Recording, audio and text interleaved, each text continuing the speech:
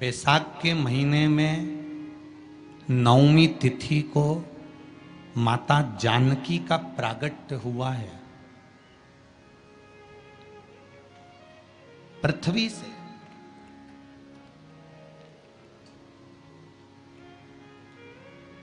कभी एक विचार करिएगा कि नरसिंह अवतार बैसाख के महीने में हुआ, कुर्म अवतार बैसाख के महीने में हुआ, हयग्रीव अवतार बैसाख के महीने में हुआ, परशुराम अवतार बैसाख के महीने में हुआ, माता जानकी का अवतार बैसाख के महीने में हुआ।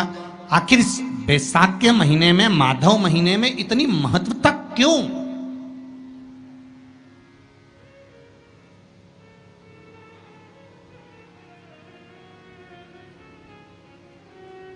बैसाख के महीने में पड़ने वाली एकादशी, चतुर्थी, प्रदोष,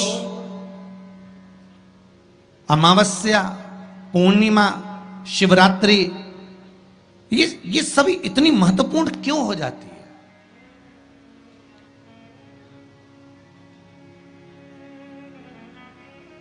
इसकी महत्वता इतनी प्रबल क्यों हो जाती है? किस लिए? क्योंकि बैसाख का जो महीना पड़ता है, सूर्य की संपूर्ण तपन, सूर्य देव अपने पूर्ण तेज के साथ में मृत्यु लोक के निवासियों पर, चाहे जलचर हो, थलचर हो, वायुचर हो, चाहे जो जीव हैं, उस पर जब किरण फेंकते हैं तो संसार का जो मनुष्य है उस पर जब ताप पड़ता है तो ताप पड़ने के कारण उसके मुख से भगवान का नाम निकल ही जाता है, स्मरण नाम निकल ही जाता है। जब उसके मुख से भगवान का नाम निकलता है तो वो भगवान की शरणागति खुद ग्रहण कर लेता है स्वयं।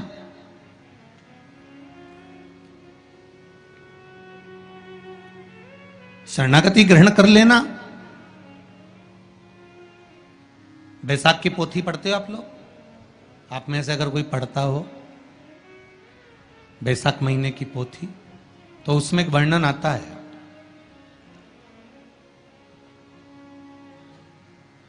गीता प्रेस गोरखपुर के कल्याण अंक में भी आप ये पावन बैसाख चरित्र श्रवण कर सकते हैं। उसमें बैसाख महीने की पोथी में 10वें दिवस की कथा में 10वें अध्याय में एक व्याध और शंख मुनि का चरित्र आता है।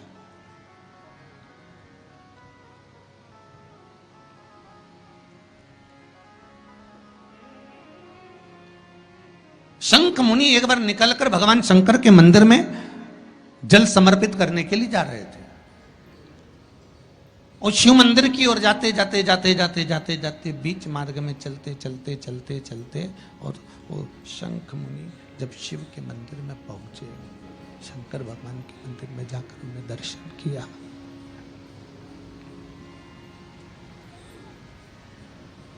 जल का पात्र उठाया और वो जल का पात्र उठाकर जब भगवान शिव को समर्पित कर रहे थे तो उसी समय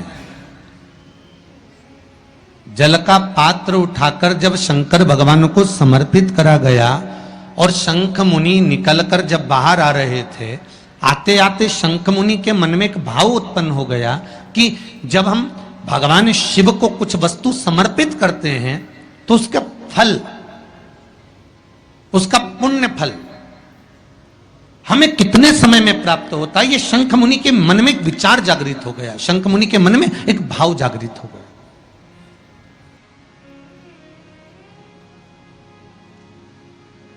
कई माताएं पशुपति व्रत करती हैं, कई ऐसी भी माताएं हैं जिन्होंने 2-3 बार पशुपति व्रत कर लिए होंगे। दूसरे को बताया, उसने व्रत करा, उसका हो गया, उसको फायदा भी मिल गया, और ये 3 कर ली, उसके बाद भी कुछ ना कुछ रह गया। तो इसके मन में आया कि बताओ, मैं भी व्रत कर रही हूँ, ये भी व्रत कर रहे हैं, ये भी व्रत को सुन कर रहा है, मैं भी व्रत कर रही हूँ, आखिर बात समझ में नहीं आती। उसको लाभ मिल गया, मुझे लाभ नहीं मिला। उसको लाभ की अनुभूति हो गई, मुझे लाभ की अनुभूति नहीं हुई। तो कभी विचार करना कि तुमने उसको पशुपति व्रत बताया, उसने व्रत किया और बड़े दिल से करा, बड़े बड़े दिल से करा, तुम्हारे बताए अनुसार करा। मतलब तुम्हारी बात पर कितना विश्वास होगा उसको, तुम्हारी बात पर कितना भरोसा होगा उसको। और तुम्हारे बताए अनुसार उसने पशुपति व्रत कर लिया और उसका काम हो गया।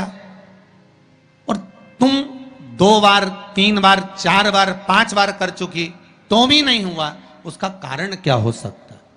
उसका एक कारण है, तुम्हारी बात पर उसने विश्वास कर लिया पर तुम अभी विश्वास पूर्ण रूप से कर नहीं पाई हो। तुमने ये सोचा है कि दुनिया कर रही है तो अपन भी कर लो। एक बार महाराज ने बोला है कर लो, देखा जाएगा। पर तुम्हारे बात में वो जागृतता, तुम्हारे पास में वो बल, तुम्हारे पास में वो जागृतता, तुम्हारे पास में वो बल, तुम्हारे पास में वो विवेक, तुम्हारे पास में वो बल प्राप्त नहीं हुआ,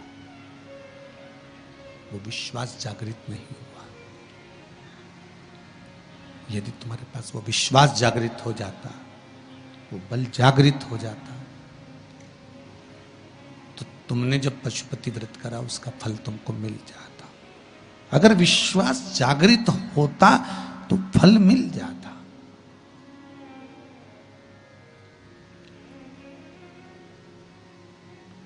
विश्वास जागृत होने पर फल की अनुभूति है। किस किस के घर में तुलसी का पौधा है? सबके यहां है? रख लो। कहां लगा है? घर के अंदर कि घर के बाहर? घर के बाहर। ठीक है। दिया लगाते हो? अच्छा, कौन है वो जिस तुलसी मैया को दिया लगाते हो? कौन है वो? बोलते तो जाओ जरा जल्दी जल्दी। माता है। घर में जो सास है वो कौन है? वो भी बोलो तो जम के बोलो जरा। माता है। बैसाख का महीना चल रहा है, बहुत जोरदार गर्मी पड़ रही है, बहुत जोरदार गर्मी, खूब जोर की। तुम्हारी सास की कुर्सी घर के बाहर लगा दो।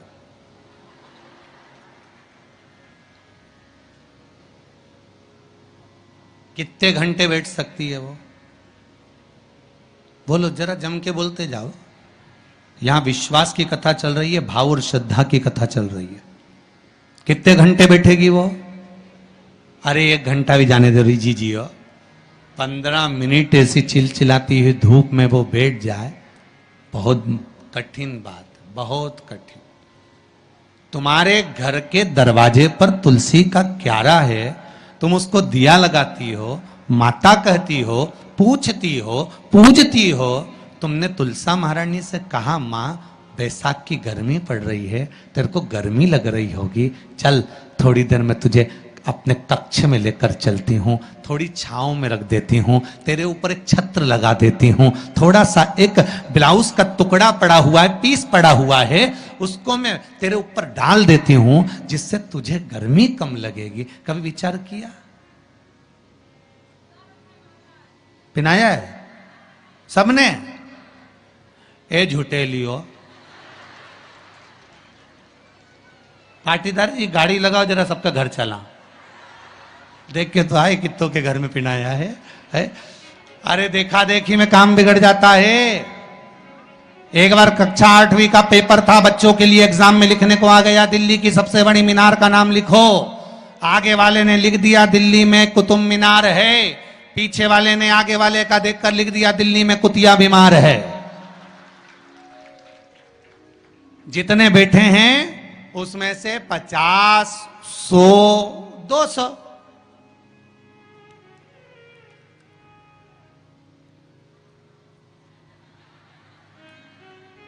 अरे बोलो तो सही है, उतना बहुत।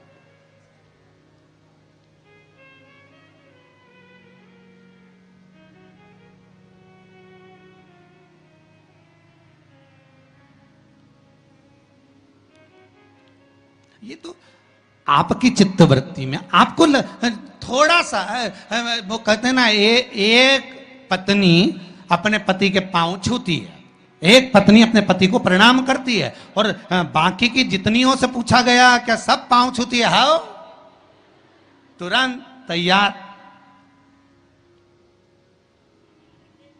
अरे गुरुजी आओ, ये तो उसी में कहा लोग है ना, वो एक आप लोग गाते हैं ना, वो देवी जी की आरती, माता पिता का है इस जग में बड़ा ही सुंदर नाता, उसी में का हाल है पति पत्नी का है इस जग में बड़ा ही सुंदर नाता, बैठी बैठी पत्नी खाती, पति कमा कमा मर जाता।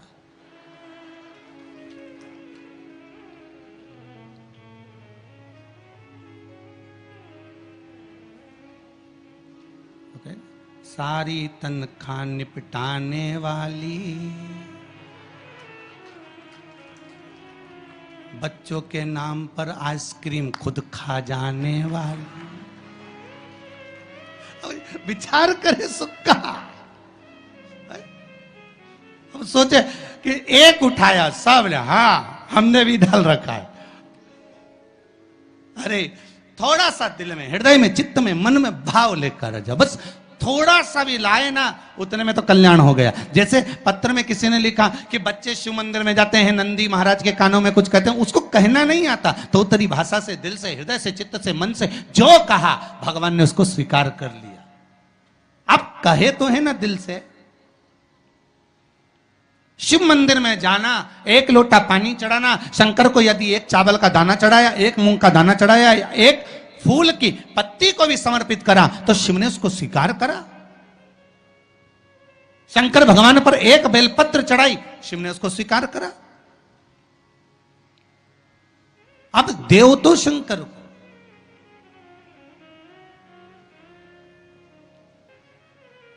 आप भगवान ओघड़दानी को प्रदान तो करो। शंकर भगवान पर चढ़ी हुई एक बेलपत्री का मोल तत्व संसार का मनुष्य जिस दिन समझ गया, उस दिन उसको डॉक्टर के पास जाने की जरूरत ही नहीं पड़ेगी। केवल एक बेलपत्र का अगर उसने शंकर भगवान पर चढ़ी हुई एक बेलपत्र के मोल तत्व को अगर वो समझ गया, तो भगवान शंकर की भक्ति को अगर वो समझ गया, महामृत्युंजय मंत्र को अगर समझ गया, श्री शिवाय नमस्तुभ्यम मंत्र को समझ गया, पंचाक्षर मंत्र नमः शिवाय को समझ गया, षडाक्षर मंत्र ओम नमः शिवाय को अगर वो समझ गया, तो उसको फिर डॉक्टर के पास जाने की जरूरत नहीं पड़ेगी। उसकी भक्ति का बल इतना बढ़ जाएगा, श्रद्धा का बल इतना बढ़ जाएगा कि उसको कहीं जाना ही नहीं पड़ेगा। कुछ कहना चाहते हो? देव जरा माइक।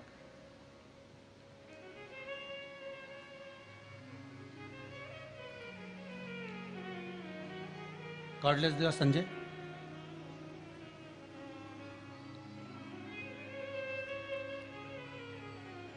एक बेलपत्री का बल कितना प्रबल होता है, एक बेलपत्री का लक्ष्य तत्व कितना प्रबल होता है, कितना बलित होता है वो।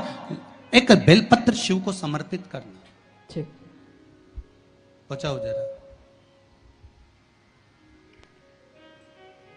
क्या नाम है बाबू आपका? चालू करिए उसको। हो गया, चलो।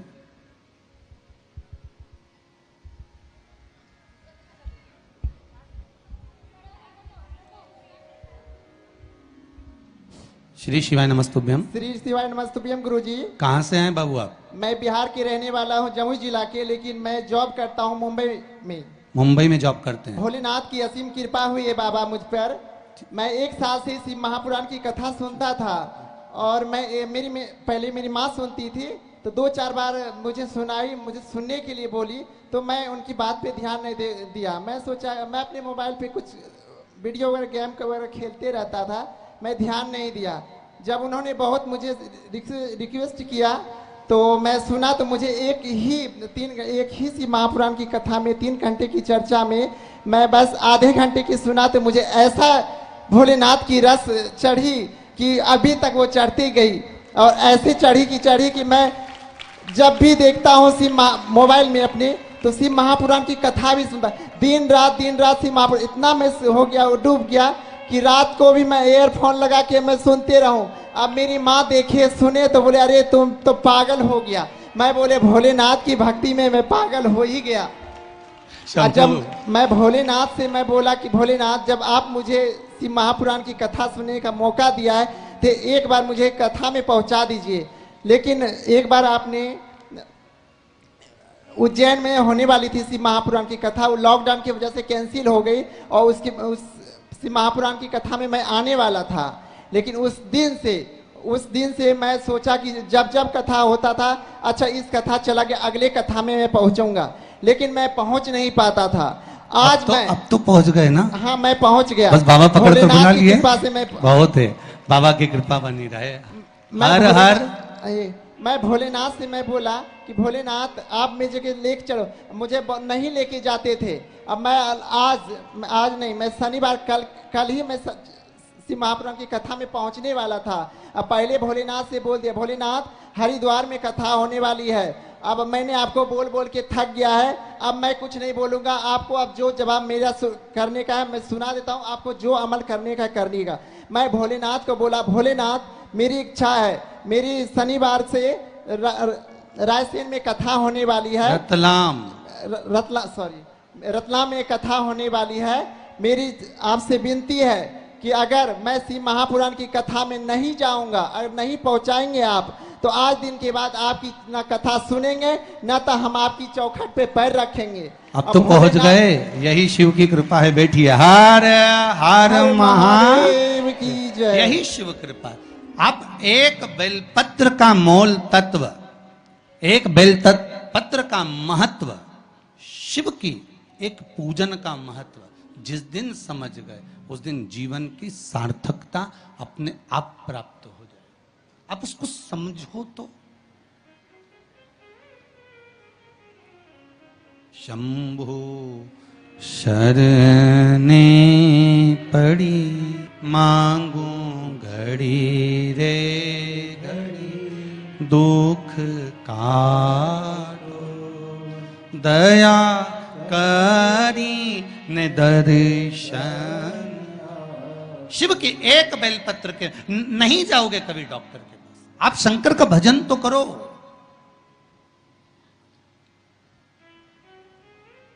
आप सूर्य नारायण भगवान को अर्घ तो दो।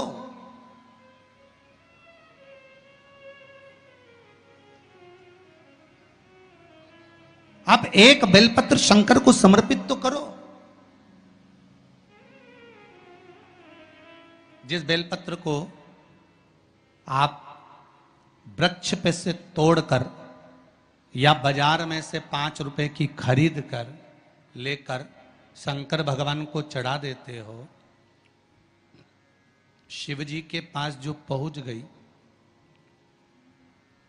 जो अर्पण कर दिया जाता है, भगवान को दे दिया जाता है, वही तो प्रसाद बन जाता है। अरे बोलो जम के। जो शिव जी को दे दिया जाता है, अर्पण कर दिया जाता है, या राम जी को दे दिया जाए, या कृष्ण भगवान को दे दिया जाए, या देवी देवताओं को दे दिया जाए, जो भी हम भगवान को अर्पण करते हैं वो प्रसाद बनता है कि नहीं बनता? अरे बोलो जम के। बनता है ना प्रसाद। तो राम जी को तुमने लड्डू का भोग लगाया तो वो प्रसाद बन गया, उसको तुम लोगों ने खाया कि नहीं खाया? अरे बोलो जम के। खाया। हनुमान जी के मंदिर में ले जाके नरियल फोड़ा, वो प्रसाद बन गया। वो की चिटक निकाल निकाल के तुमने खाई कि नहीं खाई? खाई ना। देवी जी के मंदिर में गए, पूड़ी और हलवे का भोग लगाया, वो प्रसाद बना कि नहीं बना? अब शंकर भगवान को कोई तुम रोज तो चूरमा नहीं लगाओगे, शंकर भगवान को रोज तो तुम लड्डू लेकर नहीं जाओगे, शंकर भगवान को रोज तो तुम मिश्री लेकर नहीं जाओगे। तो शंकर भगवान के लिए रोज क्या लेकर जाते हो? बेलपत्र। अगर शिव जी को तुमने जो बेलपत्र चढ़ाया तो वो प्रसाद बना कि नहीं बना? बन गया ना। अब प्रसाद बन गया तो उस बेलपत्र को उठाकर लाकर खाना और खाकर अपनी औषधि के रूप में उसको स्वीकार करना, उसके बाद इस शरीर में चाहे शुगर हो, चाहे बीपी हो, चाहे ब्लड प्रेशर किसी भी रूप में हो, चाहे किडनी लीवर कुछ भी डैमेज हो रहा हो, डायलिसिस चल रहा हो, अब एक बार बाबा को चढ़ाकर उससे विनती कर कर तो लाओ कि हे शंभु, ये तेरे बल पर लेकर जा रहा हूं। मैंने सुना है तुझ पर जो चढ़ता है वो प्रसाद बन जाता है, और ये त्रिगुणाकार बेलपत्र को मैं लेकर जा रहा हूं, मैं खाऊं और बाबा इतनी कृपा कर देना कि ये औषधि का काम कर दे और मेरी बीमारियां समाप्त कर दे। ये शिव से कहो।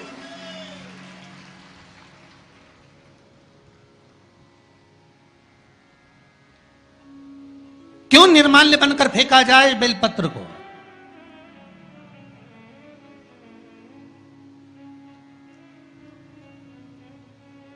इस बेलपत्र के मूल तत्व को जिस दिन जानोगे, बैसाखी शिवरात्रि शिव महापुराण की कथा चल रही है रतलाम के पावन प्रांगण में, और लाखों लाखों लोग कथा को श्रवण कर रहे हैं। कल जितने लोग आए थे उससे 2 गुना लोग आए हैं, टेंट एक्स्ट्रा लगाया है। बता रहे थे कल 9 बीघा में टेंट लगा था, आज 18 बीघा में टेंट लगाया है, तो भी जगह नहीं है बैठने के लिए, लोग खड़े होकर कथा सुन रहे हैं।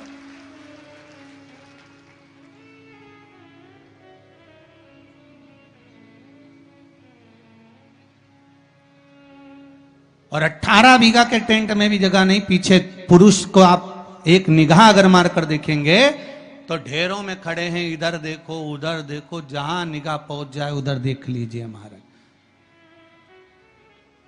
लाखों लाखों लोग इस कथा को सुन रहे हैं। एक नियम बना लो बैसाख महीने से कि शंकर भगवान पर जो बेलपत्र चढ़ी है वो औषधि का काम करती है। शिव पर चढ़ी हुई बेलपत्र मंदिर में क्यों छोड़ें? क्यों नदी में हम इसको विसर्जन करें? क्यों नदी में छोड़ें हम इसको?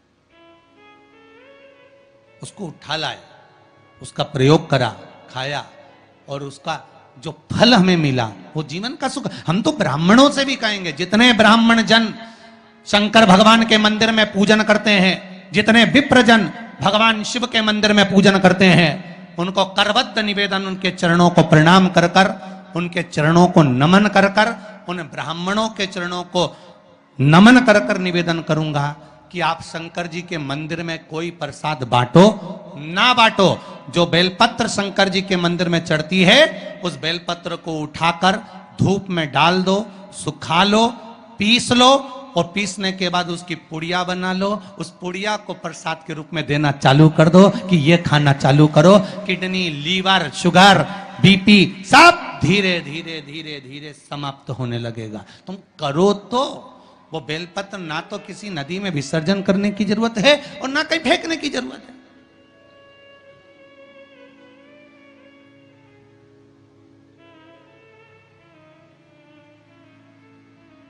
प्रतिदिन भगवान को तुलसी चढ़ाते हो ना? तो रोज भगवान को तुलसी उनके भोग में चढ़ाते हो, उनके सामने चढ़ाते हो, उनके सम्मुख में ठाकुर जी के तुलसी चढ़ाते हो। उठा लाए, प्रयोग में लो, क्यों उसको विसर्जन में डालते हो?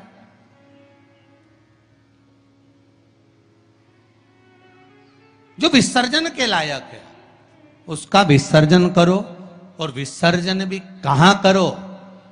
क्षिप्रा, गंगा, नर्मदा, सरयू या आपके क्षेत्र की कोई पवित्र नदी है, उस नदी में ले जाकर कोई निर्माल्य वस्तुएं मत पटको।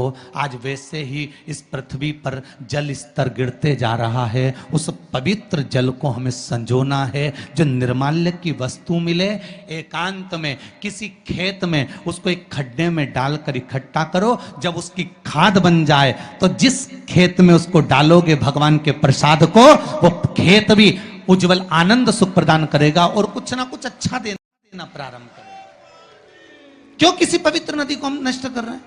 क्यों क्यों गंगा को हम कचरा डालकर नष्ट करें? क्यों यमुना को, सरयू को, छिपरा को हम नष्ट करें? हम उसको शुद्ध बनाने का प्रयास करें, हम उसको निर्मल बनाने का प्रयास करें। अपने गांव में, नगर में जो तालाब, जो बावड़ी, जो कुएं हैं, उनको हम निर्मल बनाने का प्रयास करें, शुद्ध बनाइए। शंख मुनि जल चढ़ाकर लौट रहे थे।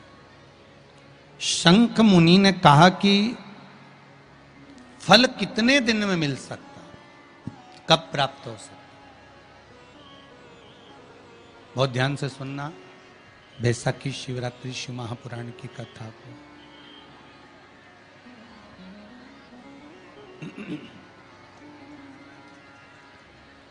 फल कितने दिन में मिल सकता है, कब प्राप्त हो सकता है, कैसे मिलेगा?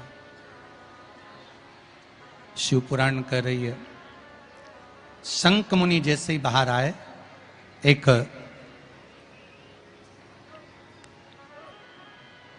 सामने से सर्प निकल कर जा रहा था।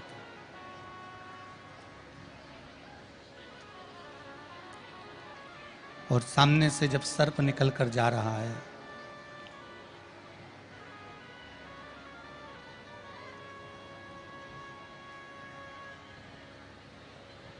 जब सामने से सर्प निकल कर जा रहा है, शंख मुनि को देखकर सर्प ने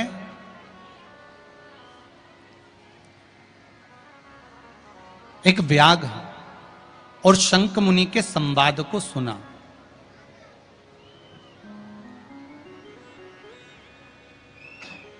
जिस संवाद में शंख मुनि व्याघ्र को बैसाख महीने की शिवरात्रि का वर्णन कर रहे हैं, बैसाख महीने की शिवरात्रि का वर्णन कर रहे हैं।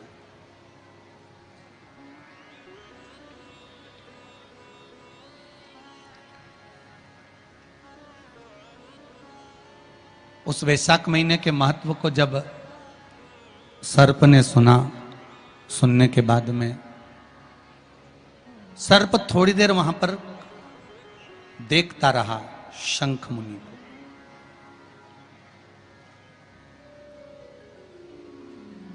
कुछ देर बाद जब शंख मुनि वहां से जाने लगे, शंख मुनि जब वहां से जाने लगे तो सर्प ने आवाज लगाई। शंख मुनि को लगा कि ये सर्प है और सांप कहां ये वाणी बोल पाता है, मनुष्य की वाणी को कैसे बोल पाएगा? इस मनुष्य की वाणी को कैसे सर्प बोल सकता? पर सर्प ने आवाज लगाई, शंख मुनि रुके। तो शंख मुनि ने उस सर्प से पूछा कि क्या बात है?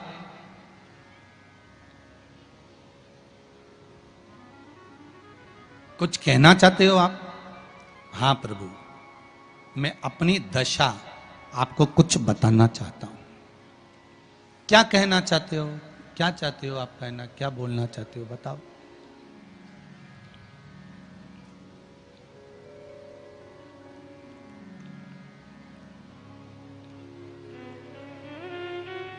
क्या बोलना चाहते हो? बोलिए। तो कहा, महाराज, पूर्व समय में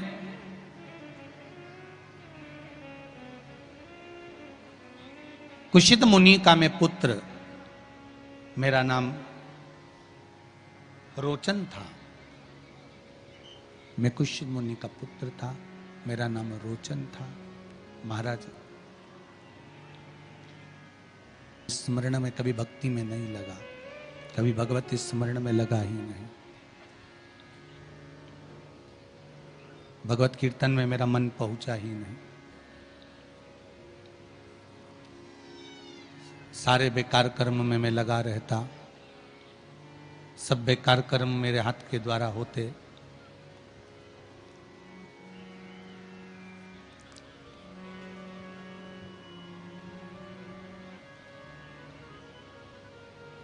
चोरी मैं करता, छल मैं करता, बेईमानी मैं करता, कपट में करता, निंदा में करता, बुराई में करता, सब बेकार कर्म मेरे द्वारा होते। एक बार मेरे पिता का जो निवास है वो प्रयागराज है।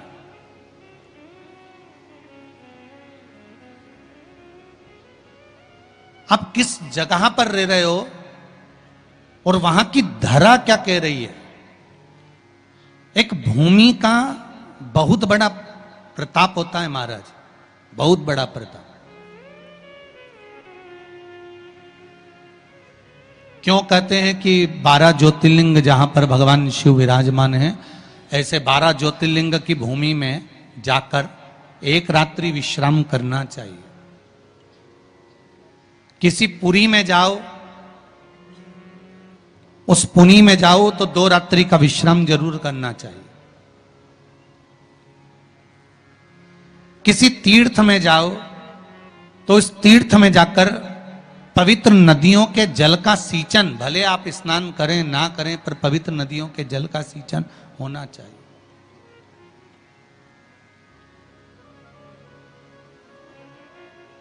क्यों कहा जाता है कि इतने पवित्र नदियों का सिंचन करिए, जल का सिंचन करिए, पुरियों के जाकर निवास करिए। 12 ज्योतिर्लिंग की भूमि पर जाकर आप वहां पर 12 ज्योतिर्लिंग की भूमि पर जाकर एक रात्रि विश्राम करिए। क्यों कहा जाता है?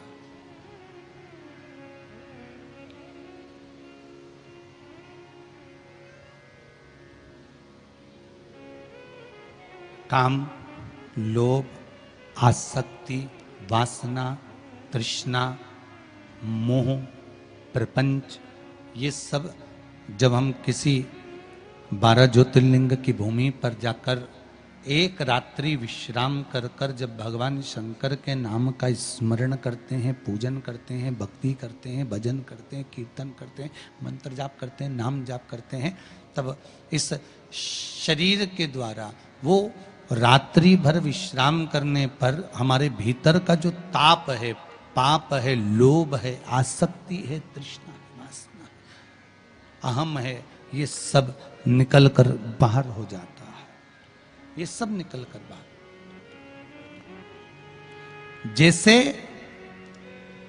भट्टी के अंदर लोहे को पकाया जाता है और फिर निकाला जाता है, तो लोहे को जिस आकृति में ढालना होता है उस आकृति में लोहा ढल जाता है। उसी तरह जब हम 12 ज्योतिर्लिंग में से किसी एक ज्योतिर्लिंग की भूमि पर जाकर रात्रि विश्राम करते हैं तो हम भी भगवान शंकर के आशीर्वाद से निखर कर बाहर निकल कर आते हैं। निखर कर बाहर,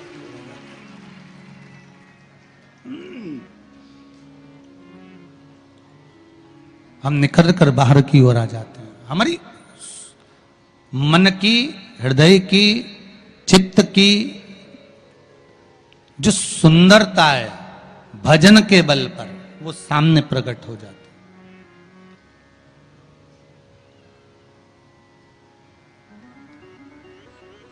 वो सम्मुख में प्रकट हो जाती है।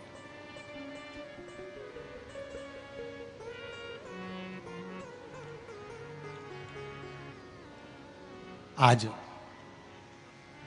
प्रयागराज में मेरे पिता कुशिंद मुनि का निवास था।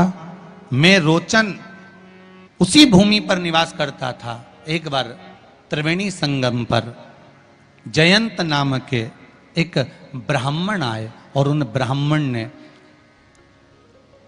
अपने बैसाख महत्म में यह वर्णन किया कि एक बेलपत्र का वृक्ष हो या पीपल का वृक्ष हो या तुलसी का पौधा हो या आंवले का वृक्ष हो या बट वृक्ष हो, उस वृक्ष के नीचे बैसाख के महीने में जो जल समर्पित करा जाता है, उस जल की पुण्याई इतनी प्रबल हो जाती है कि व्यक्ति के जीवन में जितना पाप कर्म करा होता है वो सब निष्फल हो जाता है, वो सब समाप्त हो जाता है।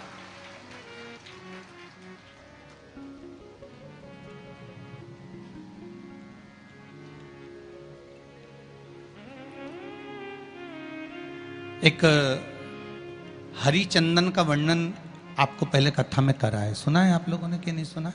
किस किसने सुना, जरा हाथ उठाओ। हरिचंदन का वर्णन करा था। ध्यान होगा कि तुलसी की लकड़ी जब सूख जाती है तो उस तुलसी की सूखी हुई लकड़ी को घिस कर चंदन बनाया जाता है, और उस चंदन को कार्तिक महीने में भगवान ठाकुर जी को, लड्डू गोपाल को, भगवान कृष्ण को, राम को या शालिग्राम भगवान को वो चंदन लगाया जाता है। तो उस चंदन की महत्वता इतनी प्रबल होती है, उस चंदन की इतनी प्रबल महत्वता होती है कि उस चंदन को जब हम भगवान पर लगाते हैं और लगाया हुआ चंदन हमारे हाथ में जो रह जाता है उसको संभाल कर रख लेते हैं। वही चंदन जब किसी बच्चे को निमोनिया हो जाता है या ठंड की शिकायत हो जाती है या उसकी श्वास चलने लगती है या उसका दम भराने लगता है, बच्चा की पसली चलने लगती है, तब केवल उस चंदन को कंठ पर लगा दिया जाता है तो 20 से 25 मिनट के अंदर वो बच्चा ठीक हो जाता है। उसकी इतनी प्रबलता होती है हरि चंदन।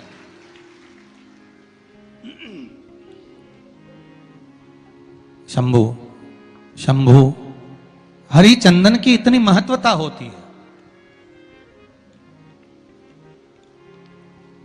अब तुलसी की जड़ को घिसकर उसका चंदन बनाकर भगवान को लगाना, वो हरि चंदन। उसी तरह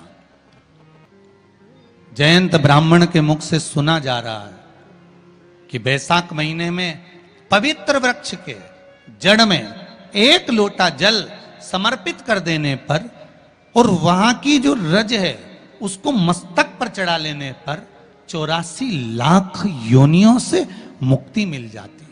84 लाख योनियों से। आप में से कितनी माताएं या कितने भाई लोग बैठे हैं जो शंकर जी के मंदिर पर जाते हैं और मंदिर पर जब जाते हैं वापिस जब लौट कर आते हैं तो मंदिर की चौखट का स्पर्श कर कर अपने मस्तिष्क पर उस रज को लगाते हैं? आप में से कितने लोग हैं बहुत सारे, ठीक है। अब जितने लोगों ने हाथ उठाया और नियम से अगर शंकर मंदिर की दरवाजे की चौखट पर भगवान शंकर को जल चढ़ाने के बाद जब आप लौट कर आ रहे हैं और उनकी चौखट पर आपने हाथ फेर कर अपने मस्तिष्क पर उस रज को लगाया है, वो धीरे धीरे अपने भाग्य की ओर देखते हैं। तारीख लिख लेना कि मैंने इतनी तारीख से मंदिर जाना चालू करा, इतनी तारीख से मैं ये काम कर रहा हूं और इतनी तारीख तक मुझे ये फल की अनुभूति हुई। जिस भाव से, जिस हृदय से, चित्त से, मन से, दिल से करते हो, शिव आपके लिए वो कामना पूर्ण करता ही है। मेरा ओघड़दानी है मेरा शंकर, मेरा शिव ओघड़दानी है। शंभु शरणे पड़ी मांगू घड़ी रे घड़ी, दुख काटो दया करी ने दर्शन आपो। भगवान शिव से दिल से कहो।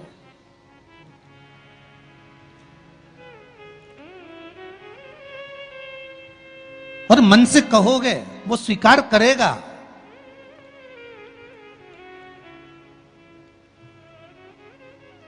एक बेलपत्री के महत्व को समझना है हमको।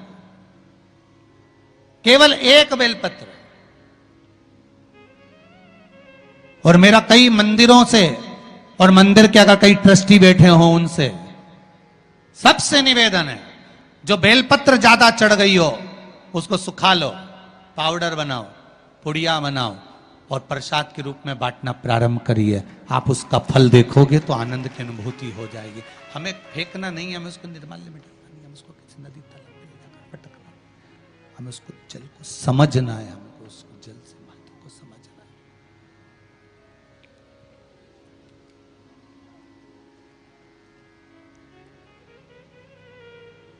उस जल की महत्वता या उस बेलपत्री की महत्वता को हमें समझना है, जिससे हमको फल की अनुभूति हो, सुख की अनुभूति हो, आनंद की अनुभूति हो।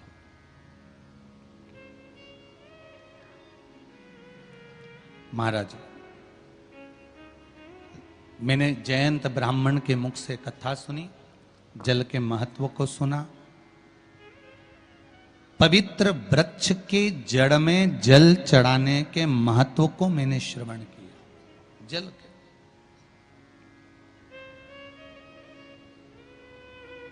शंकर भगवान का अगर कहीं मंदिर है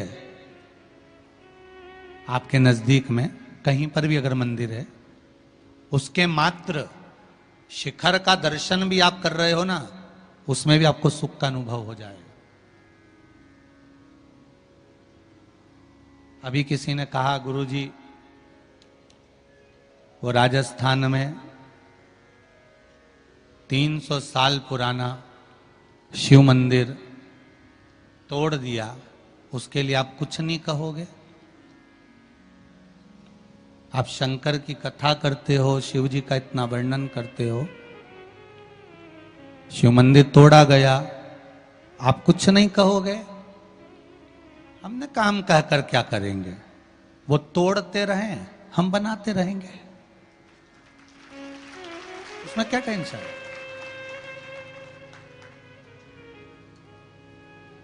जमीन के मंदिर तोड़ सकते हो, पर ये सनातनियों के दिल में जो मंदिर बन गया उसको कैसे तोड़ोगे महाराज? कैसे तोड़ोगे?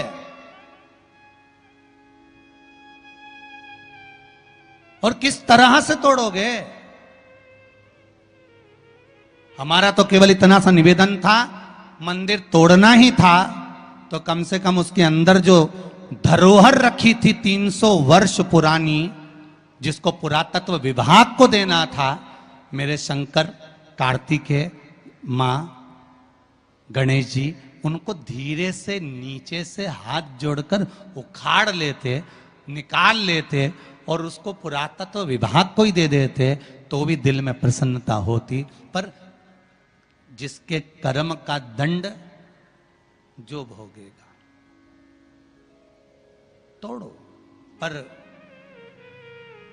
आप लोगों से निवेदन एक है, सभी से, शंकर भगवान के प्रति श्रद्धा, विश्वास, भाव दिल से होना चाहिए।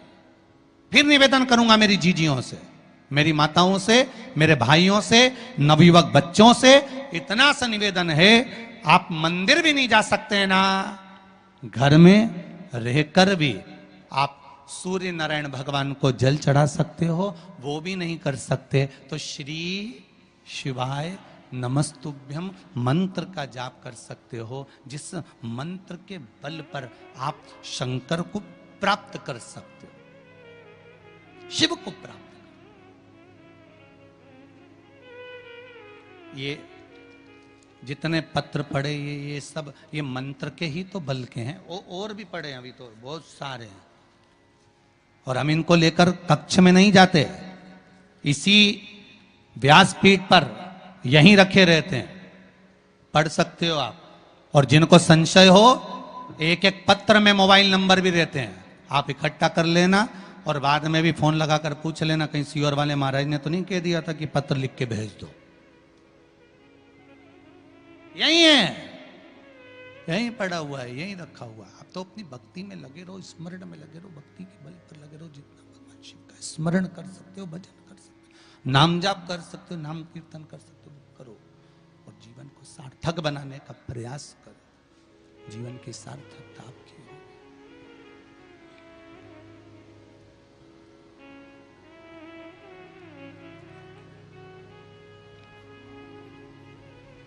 भगवती स्मरण, चित्तवृत्ति, भजन, कीर्तन, नाम जाप, मंत्र जाप, नाम कीर्तन, नाम स्मरण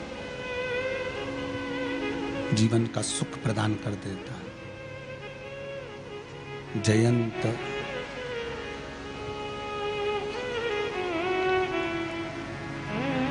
के मुख से मैंने पवित्र वृक्षों का महत्व श्रवण करा। उन पवित्र वृक्षों में लोटा भर के जल चढ़ाने का एक आनंद सुख मैंने श्रवण किया, और उस आनंद सुख के बल पर मैंने जो पाया उसका क्या महत्व कर वर्णन करूं।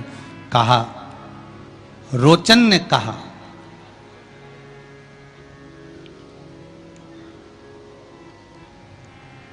जब मुझे मालूम पड़ा जयंत ब्राह्मण प्रवचन कर रहे थे, कथा कह रहे थे, और मैं सारी मंडली को देखकर बड़ा आश्चर्य में पड़ गया कि इतने सारे लोग कथा में कैसे चले जाते हैं।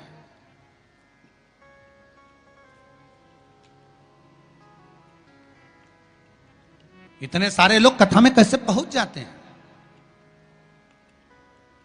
कैसे चले गए, कैसे पहुंच गए।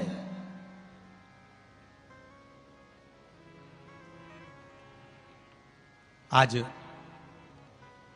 रतलाम के कलेक्टर महोदय, एसपी महोदय, एसडीएम महोदय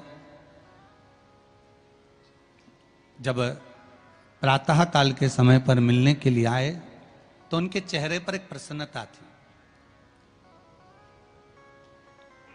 और उन्होंने एक बड़ी प्रसन्नता में एक शब्द कहा कि गुरुदेव, रतलाम नगर का सबसे बड़ा आनंद यह है कि शिव महापुराण की कथा हो रही है तो जितने लोग कथा सुनने के लिए आते हैं, या पूरे रतलाम में जितने घर घर हैं, हर घर में प्रत्येक व्यक्ति के चेहरे पर इस कथा की प्रसन्नता है।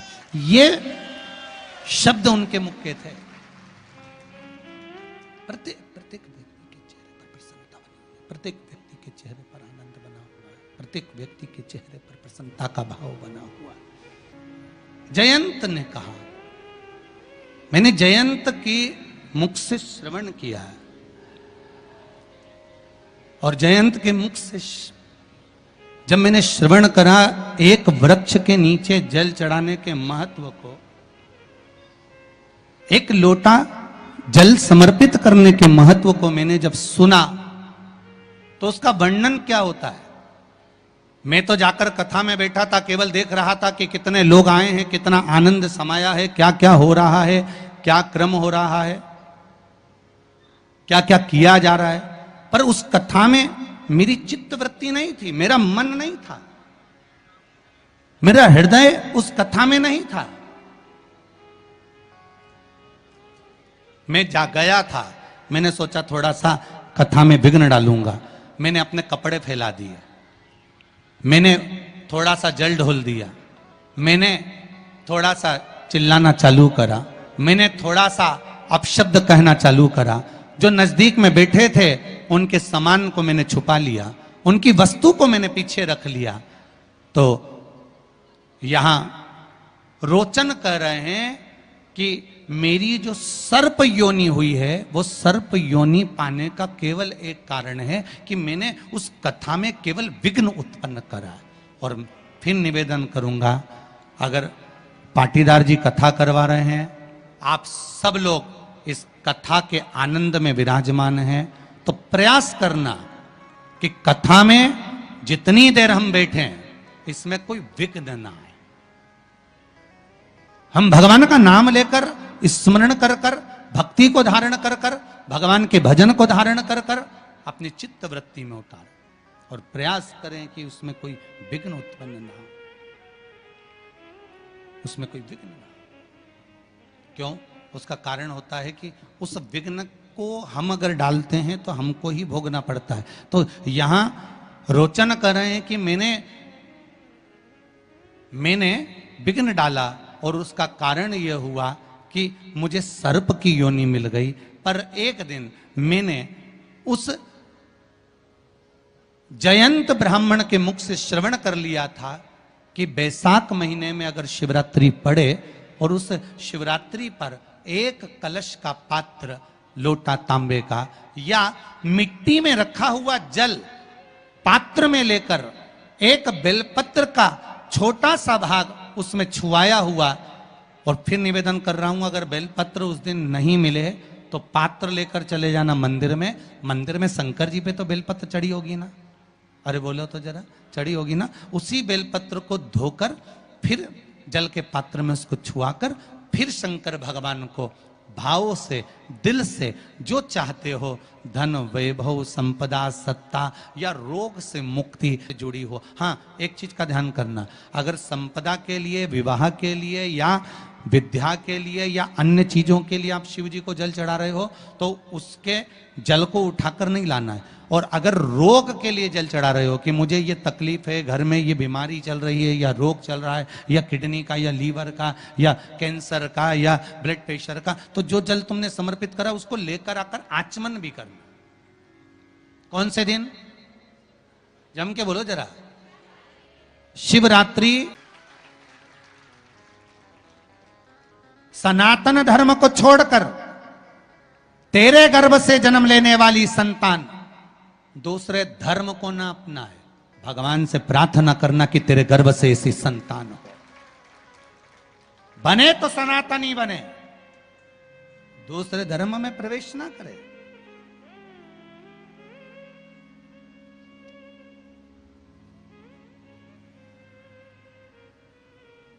भगवान की भक्ति में रमने वाला चाहिए, भगवान का स्मरण करने वाला चाहिए, नाम कीर्तन करने वाला चाहिए।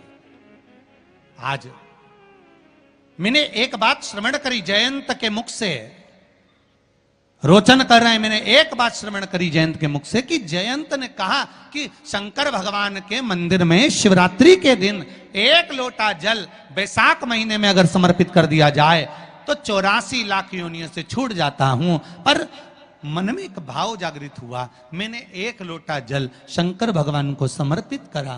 जब मैं बाहर निकल कर आया तो मेरे मन में फिर वही कपट भाव जागृत हो गए, जैसा मैंने कथा के पंडाल में जाकर कहा था, जैसे मैंने कथा के पंडाल में जाकर कहा था करा कि कपड़े फैला दिए, पानी डोल दिया, कथा नहीं सुनने दी, बैग छुपा दिया, सामान छुपा दिया, वही की वही मेरे कथा के भाव में जो भाव उत्पन्न हुआ था वही की वही मंदिर से जब जल चढ़ाकर आ रहा था, जल चढ़ाकर जब निकल रहा था तो मेरे भीतर फिर वही भाव जागृत हो गया। और मैंने क्या करा,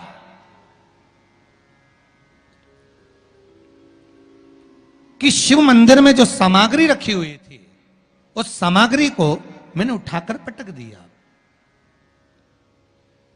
कहीं कोई सामान रखा हुआ था वो मैंने ले जाकर भूमि पर डाल दिया। अब भूमि पर डाला, मैंने विघ्न डाला मंदिर में। मेरा शिवजी पर 1 लोटा जल तो चढ़ गया, इतने में निकलते निकलते ब्राह्मण देवता के मुख से निकल गया कि तुम शिव मंदिर में आए हो, शंकर की आराधना करने आए हो और तुम्हारे हाथों से ये पाप कर कर जा रहे हो, तुम आने वाला समय तुम्हारे लिए बेकार है। फिर कहूंगा मंदिर तोड़ना सरल है, पर तोड़ने के बाद इस शरीर के द्वारा भोगना सबसे ज्यादा कठिन है, सबसे ज्यादा। तोड़ने वालों ने तोड़ दिया, पर भोगना तो पड़ेगा, आज नहीं तो कल। तैयार हो जाओ राजस्थान के काका जी।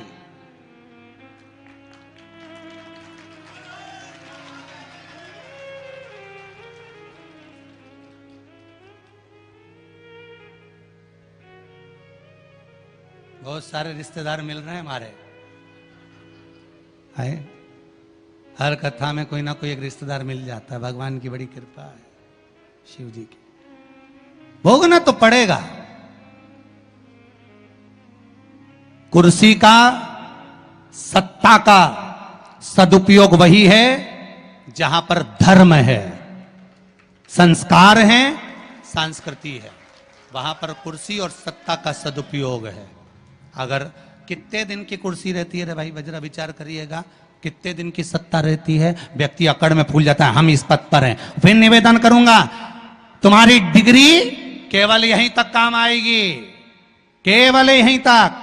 डॉक्टर की डिग्री ऊपर नहीं चलने वाली रे, इंजीनियर की डिग्री ऊपर नहीं चलेगी। चाहे कलेक्टर हो, एसपी हो, डीएसपी हो, थानेदार हो, मंत्री हो, संतरी हो, कलंतरी हो, चाहे कोई भी हो, जिस पद पर हो, तुम्हारी डिग्रियां केवल यही काम आएगी। ऊपर तो ये डिग्री काम आएगी कि 7 दिन की शिव महापुराण से क्या लेकर गया। शंकर भगवान को कितना जल चढ़ाया, वहां डिग्री काम आएगी। किसी बहन बेटी को घर से धक्कर मार कर निकाला, ये डिग्री वहां काम आएगी। किसी भूखे को भोजन कराया, प्यासे को पानी पिलाया, ये डिग्री वहां काम आएगी। वहां तुम्हारी ये डिग्रियां काम नहीं आएगी कि तुमने यहां पर कितने % इकट्ठा करा, ये तो सब छोड़ जाना है। आखिरी में इतना बड़ा फोटो टंगेगा, प्लास्टिक के फूल की माला। और दीवाल पे खील से ठोक दिए जाओगे और कंडा जलाकर 16 श्राद्ध में घी और शक्कर की धूप दी जाएगी और कुछ नहीं। अभी खा लो बादाम, बाद में तो शक्कर और घी मिलना है। और श्वास की बीमारी में मर गए, उसके बाद भी कंडे की धुआं देंगे कि और मर ले जा, ना छोड़ने वाले। इसलिए सावधान इंडिया, थोड़ा सतर्क हो जा, सुधर जा। शिव भक्ति करिए, अनुमोदन करिए, स्मरण करिए। कहा सर्प योनि में पड़ गया, फल क्या मिला? तो कहा किसी स्थान से अगर कोई शिव को जल चढ़ाकर शिवरात्रि के वाले दिन बैसाख के महीने में आ रहा होगा, उसका दर्शन करेगा, दर्शन करते से ही तो सर्प योनि से छूट जाएगा। अब अंदाजा लगा लीजिए कि शिवरात्रि पर जो शंकर भगवान को बैसाख महीने में जल चढ़ाकर आता है, उसका मुख भी अगर देख लिए तो 84 लाख योनियों से छूट सकते हो। ये शिव तत्व है, ये शंकर की कथा है। हे अविनाशी, हे शिव, हे करुणा सागर, ये चित्त, ये मन, ये वृत्ति बड़ी चंचल है।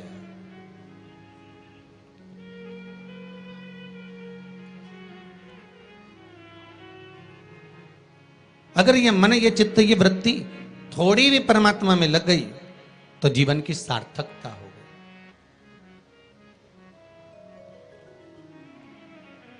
ब्रह्मा और भगवान विष्णु दोनों मिलकर मंथन कर रहे हैं।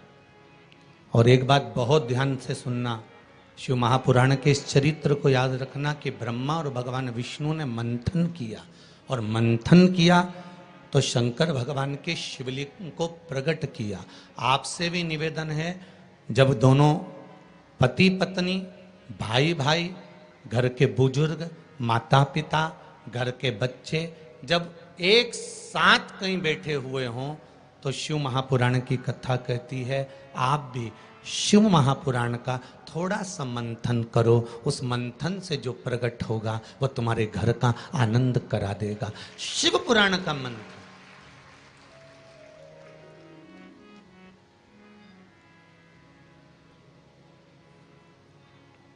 थोड़ी देर अपने माता पिता के पास में जाकर बैठा करो। थोड़ी देर जब घर से जाते हो तो अपने घर में जो मंदिर है, अपने घर में जो देवालय है, अपने घर में जो शिव जी हैं, अपने घर में जो राम जी हैं, अपने घर में जो ठाकुर जी हैं, अपने घर में जो कृष्ण हैं, अपने घर में जो देवता विराजमान हैं, आप उनके पास जाकर बैठकर फिर अपने गंतव्य की ओर अपने कार्य के लिए जाइए। और शाम को जब आओ तो पत्नी और बच्चों से, परिवार से बाद में मिलो।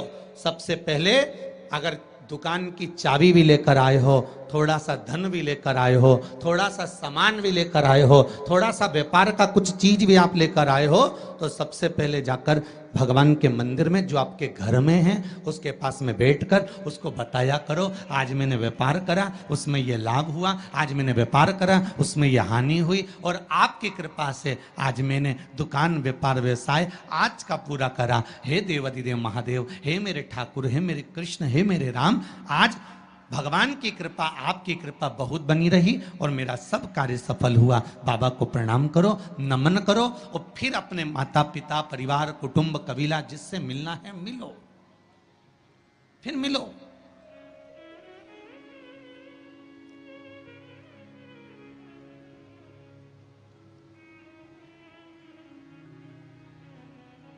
आज किसी ने एक प्रश्न किया था सुबह, गुरुदेव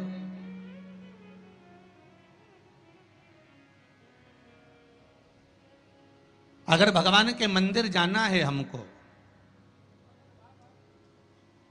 और शरीर में अगर कष्ट है, शरीर में अगर रोग है, शरीर में अगर बीमारी है, शरीर में अगर दुख है, शरीर में अगर कष्ट है, तो क्या नहाना जरूरी है?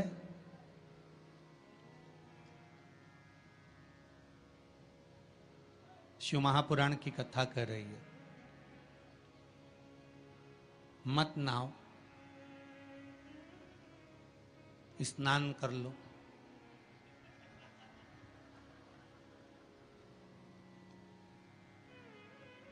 मत नहाओ,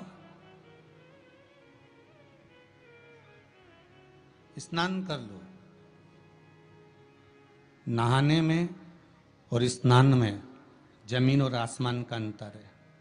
बाथरूम में गए, साबुन लगाया, शैम्पू लगाया और ये सब लगाने के बाद में तुमने जो तुम्हारे ऊपर पानी उंडेला, ठीक है, जो तुमने साबुन लगाया, शैम्पू लगाया, पानी डाला, उसको नहाना कहते हैं।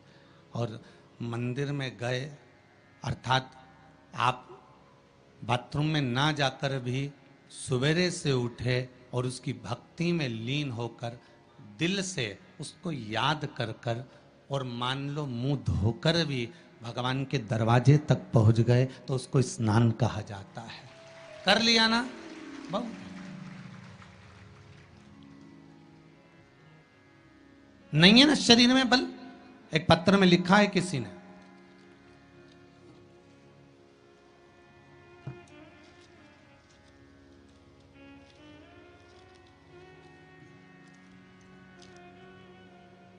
मैं बदनावर धार के पास बालोदा में रहती हूं। मेरा नाम शांति बाई कुमावत है। कहीं बैठी हो तो खड़ी हो जाएं। आप ही हैं? दोनों हाथ हिला दो एक बार। मेरा नाम शांति बाई कुमावत है। गुरुदेव, आज मैं अपने पैरों पर खड़ी हूं और घूम रही हूं, ये शिव की ही कृपा है, शंकर की कृपा है। मैं कैंसर से पीड़ित हूं। बहुत सारे अस्पतालों में मेरा इलाज हुआ है। ऐसा कोई हॉस्पिटल गुजरात का, राजस्थान का और महाराष्ट्र का नहीं जहां पर मेरा इलाज नहीं हुआ। रह रह कर कैंसर उपज रहा था, परेशान हो गई थी गुरुदेव। तब बाबा की कृपा से डॉक्टर ने कह दिया अब तुम्हारे शरीर में और ऑपरेशन का दम नहीं बचा, इसलिए अब तुम भगवान के ही सहारे जियो। और डॉक्टर ने अगले ऑपरेशन करने से मना कर दिया। मैं घर आ गई, शिव महापुराण की कथा सुनी और गुरुदेव अब मैंने भी विचार कर लिया कि ये शरीर मैंने शंकर को दे दिया।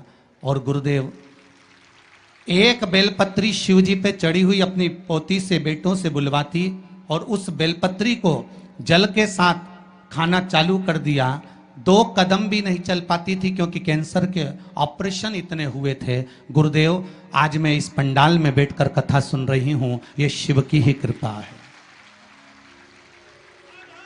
ये शंकर की करुणा। एक बात बहुत सुंदर आपने लिखा है शांति बाई जी, माता जी, कि गुरुदेव जांच भी कराई, अब डॉक्टर बोल रहा है तुम तो ठीक होती चली जा रही हो, ऑपरेशन की भी जरूरत नहीं है। अब बाबा की यह कृपा हुई है, ये करुणा है।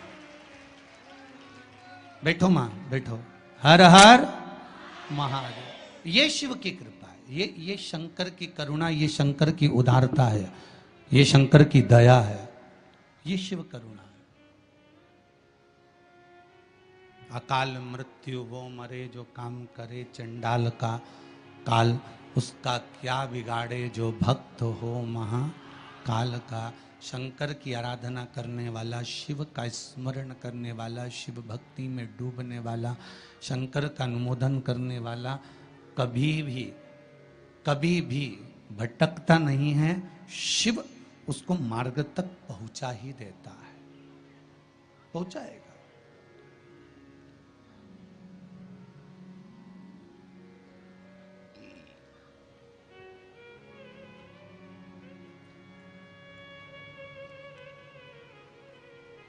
जितना शरीर का वजन है, बहुत ध्यान दीजिएगा जरा। बैसाख शिवरात्रि शिव महापुराण की कथा मिली है आपको सुनने के लिए, और बैसाख शिवरात्रि शिव महापुराण की कथा यदि आप लोग श्रवण कर रहे हैं, चाहे आस्था चैनल के माध्यम से सुन रहे हो, चाहे फेसबुक यूट्यूब के माध्यम से सुन रहे हो, चाहे इस पावन पंडाल में बैठकर सुन रहे हो, अगर श्रवण कर रहे हो तो ध्यान रखना, जितना शरीर का वजन है,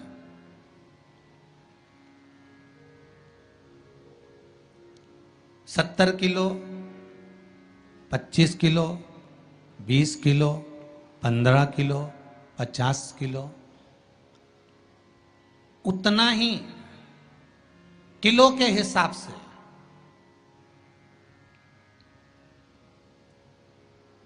दस किलो है तो ये मन में भाव लगा लेना कि मुझे दिन भर में 10 बार भगवान को धन्यवाद देना है कि तूने ये शरीर दिया, चित्त वृत्ति दी, ये मन दिया, ये बुद्धि दी, ये पूरा जीवन मुझे दिया, ये आपकी कृपा से मिला है, आपको समर्पित है और आप ही को दे रहा हूँ। 10 किलो के हो तो 10 बार आप भगवान को धन्यवाद दीजिए, 20 किलो के हो तो 20 बार धन्यवाद दीजिए, 80 किलो के हो तो 80 बार धन्यवाद दीजिए, 90 किलो के हो तो 90 बार धन्यवाद दीजिए कि ये आपकी कृपा से मुझे प्राप्त हुआ है। कोई दूसरा देने वाला नहीं है मुझको, किस सिवाय कुछ नहीं मिला।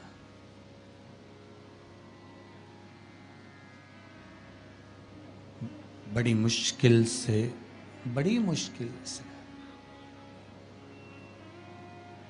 उसने कृपा कर कर यहां भेजा है अपने को, बड़ी मुश्किल से भेजा।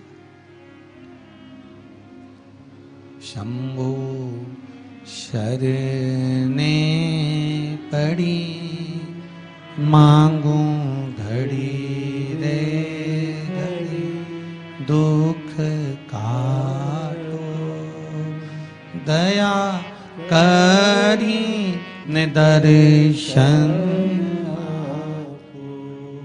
भगवान से प्रार्थना करते रहो, निवेदन करते रहो, उसके समीप चरणों में जाकर धोख लगाते रहो, उसको नमन करते रहो, उससे विनती बार बार करते रहो कि तेरे बल पर जी रहा हूँ, तेरी कृपा से जी रहा हूँ, तेरी करुणा से जी रहा हूँ, उसके सिवा कुछ भी नहीं है महाराज।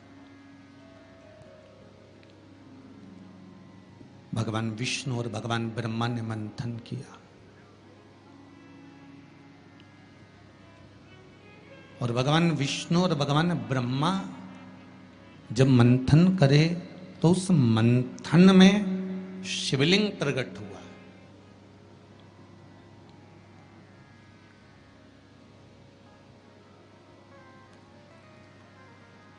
मंथन में शंकर का प्रकट होना बहुत बड़ी बात है।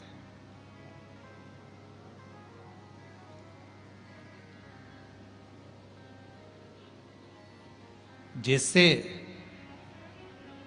बात बात में शिवजी का नाम, शंकर का यश, शंकर भगवान का गुणगान, शंकर भगवान की भक्ति की बात आपके मुख पर अगर बार बार आ रही है ना, आप बार बार कह रहे हैं कि बड़ी कृपा करी साहब मेरा ही, मैंने तो पशुपति व्रत करा था और भगवान ने मेरा ऐसा कर दिया, मैंने भगवान को मूंग चढ़ाया था और भगवान ने ऐसा कर दिया, मैंने चावल चढ़ाया था भगवान को और भगवान ने ये कर दिया, मैंने भगवान को बेलपत्र चढ़ाया था, भगवान ने मेरा ये काम कर दिया, भगवान को मैंने धतूरा चढ़ाया था, भगवान ने मेरा ये काम कर दिया। आप बार बार शिव जी का यशगान गाते हो ना, यश गुण गाते हो, तो उसमें भी एक सुख का अनुभव होता है।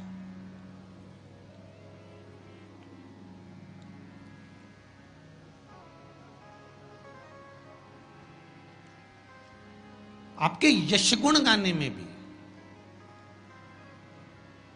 करके देखना, साथ से निवेदन है। बहू की बड़ाई करके देखो,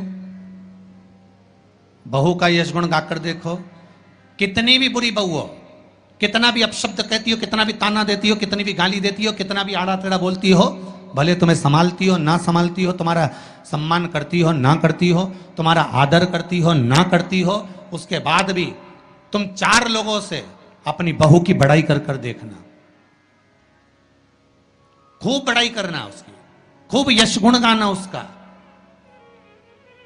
भले वो गाली दे, अपशब्द के ताना दे, कुछ भी बोले, पर तुम यश गुण गाओ उसका, खूब गाओ और खूब दिल से यश गुण गाओ उसका।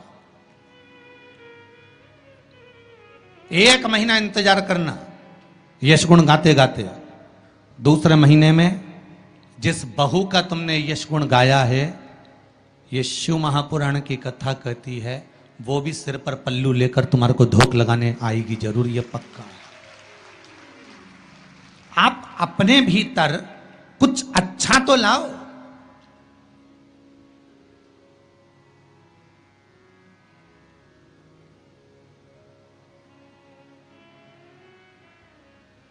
कुछ अच्छा ढूंढने का प्रयास तो करो।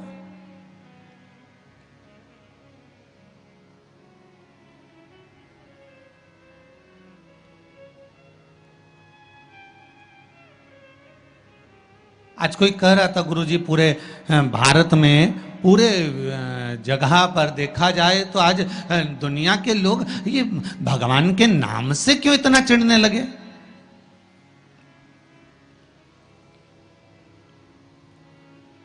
भगवान के नाम से, राम नाम से, शिव नाम से, कृष्ण नाम से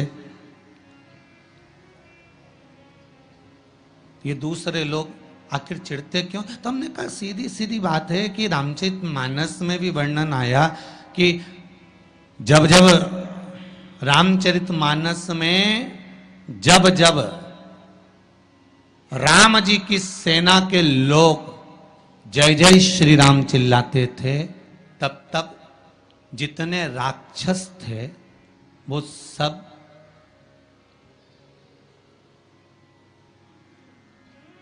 जितने राक्षस थे, जितने भी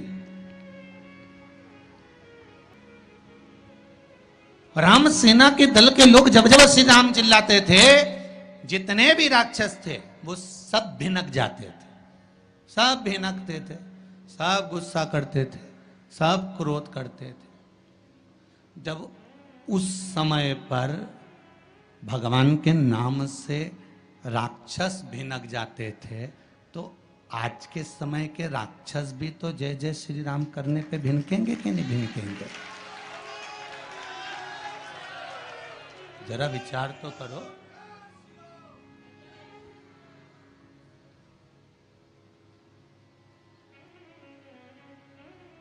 जब उस समय पर राम दल की सेना चलती थी और हनुमान जी ने धमक के, अंगद ने कूद कर रावण के सामने कह दिया था जय जय श्री राम, तो सारे राक्षस भिनक गए, सब को क्रोध आ गया,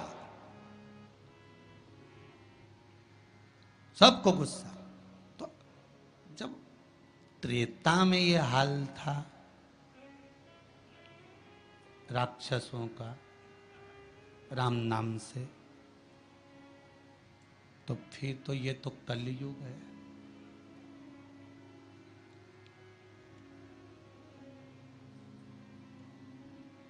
अब तुम राम बोलोगे तो थोड़ा सा तो भिनकट्टा छूटेगा ही इनके भीतर भी, थोड़ा थोड़ा तो आएगा। पर आग लगे बस्ती में,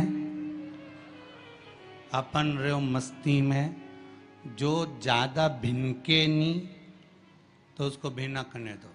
तुम तो जोरदार खजूर वाली चोटी बना के बिंदी लगा तैयार होके भगवान के मंदिर जाओ और राम नाम गुण गाओ, शिव का स्मरण करो, लोटा भर के जल चढ़ाओ, शंकर का भगवान का भजन करो।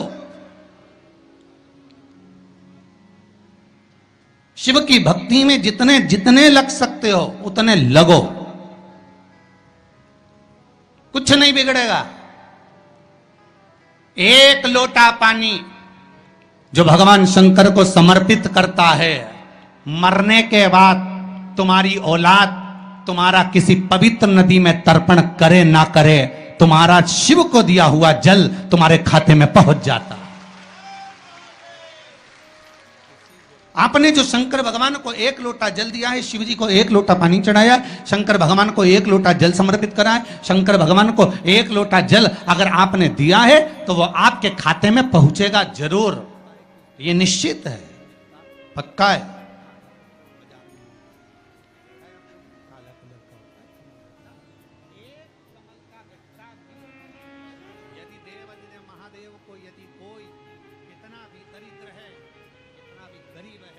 और शिव भक्ति के अनुसार, शंकर भगवान के अनुमोदन के अनुसार, पहले भी कथा में कहा, आज फिर कह रहे हैं, आप जब शंकर भगवान को एक लोटा जल समर्पित करते हो तो वो 33 कौटि देवताओं के हिस्से में चले जाता है, एक भाग पितरों के हिस्से में चले जाता है, एक भाग आहूतों के हिस्से में चले जाता है, एक भाग वाचुकों के हिस्से में चले जाता है। आपने जो भगवान को दिया वो धीरे धीरे धीरे धीरे धीरे धीरे धीरे बढ़ता चले जाता है, भगवान के धामों में पहुंचता चले जाता है। जिन जिनको आपने नहीं भी दिया, शंकर भगवान पे चढ़ा हुआ जल उन तक भी पहुंच जाता है। ये केवल आपकी निर्मल और आनंदित भक्ति के बल पर पहुंचता है, भक्ति के बल। भगवान ब्रह्मा और भगवान विष्णु ने जो मंथन किया, उस मंथन में जो शिवलिंग निकला और ब्रह्मा जी के मुख से निकल गया कि ये शिवलिंग जो निकला है इसके चरण कहाँ हैं, इसका शीश कहाँ है, जरा पता करा जाए। और ब्रह्मा स्वयं भगवान शंकर का सिर देखने के लिए जा रहे हैं और भगवान विष्णु मृत्यु लोक में नीचे तलातल में, रसातल में, पताल में भगवान शंकर का चरण ढूंढने के लिए जा रहे हैं, भगवान शिव का चरण।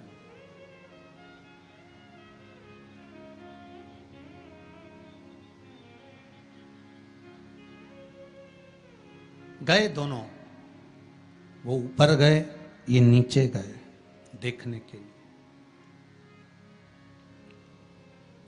कई लोग शिव महापुराण की कथा, स्मरण, भजन, कीर्तन सुनने के लिए नहीं जाते हैं। मंदिर में कई लोग भगवान शंकर पर जल चढ़ाने नहीं जाते हैं। कई लोग ये देखने के लिए जाते हैं कि कौन आया कौन नहीं आया, किसने सुना और किसने ना सुना, किसने धारण करा किसने ना करा।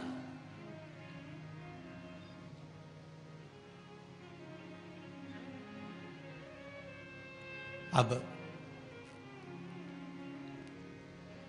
ब्रह्मदेव ऊपर गए, इतने ऊपर पहुंच गए, इतने ऊपर पहुंच गए, इतने ऊपर पहुंच गए कि उनके भीतर अभिमत्ता, अहंकार थोड़ा थोड़ा समाहित होने लगा और उन्होंने केतकी के पुष्प को तोड़ लिया और केतकी के पुष्प से कहा कि तुम नीचे चलो मेरे साथ में। भगवान विष्णु के सामने चलकर कह देना कि मुझे भगवान शंकर का शीश मिल गया। केतकी के फूल ने कहा कि यदि मैं झूठ बोलूंगा तो वो श्रेष्ठता कैसे रहेगी।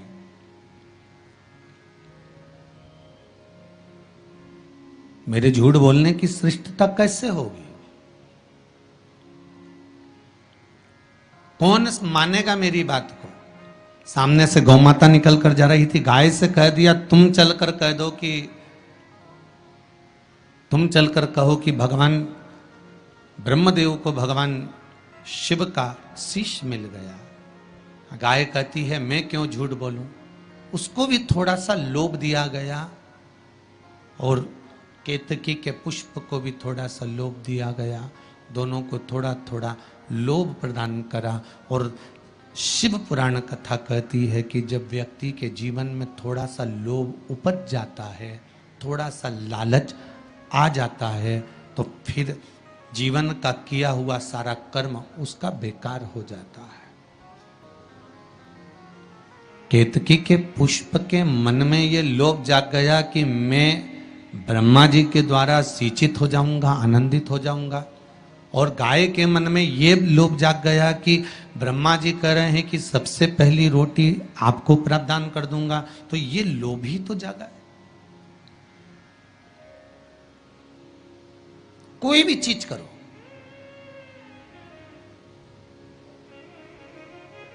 अगर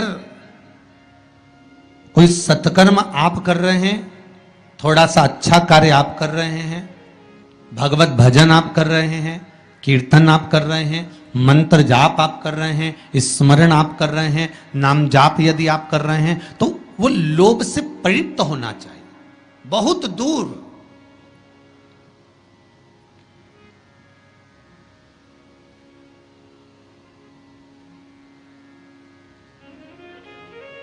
आपके भीतर वो उपजे ना।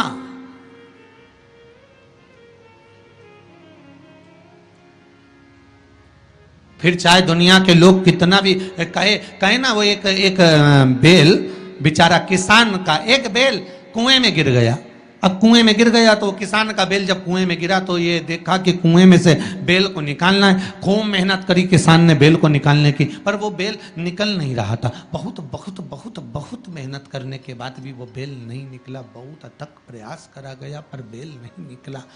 तब किसान ने फिर कहीं मशीन वाले से कहा होगा कि इस बेल को निकालना है। मशीन वाले ने कहा 25,000 रुपये लग जाएंगे, 20,000 रुपये लग जाएंगे। तो उसने सोचा 20,000 25,000 लग जाएगा तो इससे अच्छा है कि इसको पड़े ही रहने दो। बेल किसी काम का तो था नहीं, बूढ़ा हो गया था। अगर बेल बूढ़ा हो गया है तो इसी कुएं में पड़े रहने दो, मर जाएगा। इसी कुआं भी सूख गया है, इसमें कोई दिक्कत वाली बात नहीं, अपन कचरा पटकते जाएंगे, बेल को वहीं की वहीं दबा देंगे। गांव के लोगों से कह दिया मेरा बेल कुएं में गिर गया है और ये बूढ़ा हो गया था। एक काम करो, तुम्हारे गांव का जितना भी कचरा है ना, घर वाले वो सब लाकर इसमें डालते जाना। बेल मर जाएगा, धीरे धीरे उस पर मिट्टी डल जाएगी। गांव के लोगों ने कचरा लाकर डालना चालू करा। जैसे जैसे बेल के पास में कचरा पटकना प्रारंभ करा, बेल भी समझदार था। इधर कचरा पटकते तो इधर पांव रखकर खड़ा हो जाता, इधर पटकते तो इधर पांव रखकर खड़ा हो जाता। धीरे धीरे पूरा कुआं भराते चले गया और बेल कचरे पर पांव रखते रखते रखते रखते रखते रखते बाहर आ गया।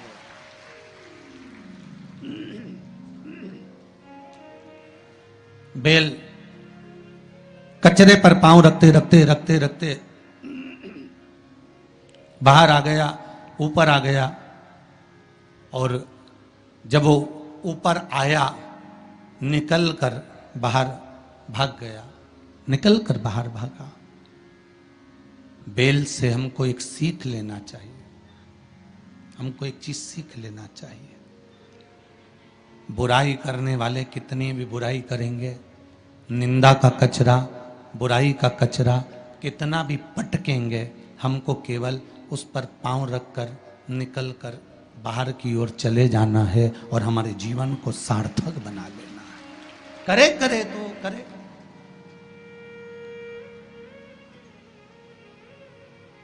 अब शब्द कहने वाला कहता रहे, ताने देने वाला देता रहे, गाली देने वाला देता रहे। अपनी शिव भक्ति, अपना स्मरण, शंकर का अनुमोदन होता रहे, बस इसका ध्यान रखना। भगवान ब्रह्मा और भगवान विष्णु ने यह संवाद निश्चित कर दिया कि मैं चरण देखने के लिए जा रहा हूं, आप शीश देखने के लिए जा रहे हैं। शीश में भगवान नहीं मिल पा रहा। भगवान चरण देखने के लिए गए, चरण ढूंढते ढूंढते ढूंढते भगवान विष्णु सामने प्रकट हो गए। ब्रह्मा जी भी आए, गाय और केतकी के फूल को लेकर आए, पर इनको चरण नहीं मिले। और ब्रह्मा जी ने कह दिया कि मुझे शीश मिल गया। झूठ निश्चित कर दिया है, असत्य निश्चित कर दिया।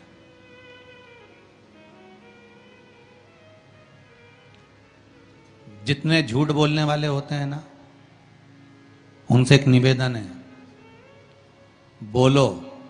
तुम्हारी झूठ बोलने की आदत है ना, खूब बोलो, हमारी तरफ से एकदम फ्री। झूठ बोलो, खूब बोलो। गला पकड़ रहा है बाबू। झूठ बोलो, खूब बोलो, दमदारी से बोलो। तुम्हारी जितनी कैपेसिटी है उसके अनुसार बोलो, मना नहीं हो।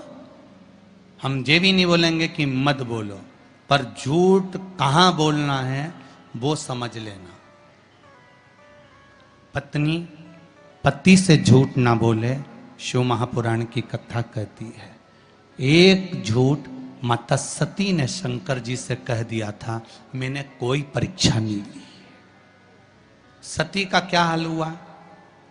बोलते जाओ जल्दी जल्दी, अपने रतलाम वाले हैं, बोलते जाओ। सती का क्या हुआ था? जल के क्यों जली? क्या जरूरत पड़ी सती माता को जलने की?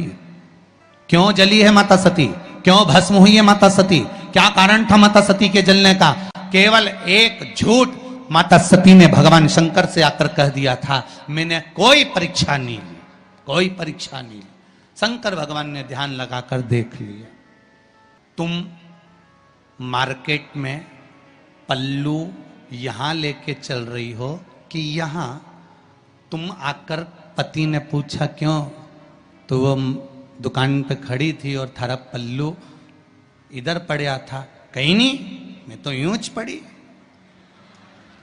तुमने किसी और को देख लिया होगा।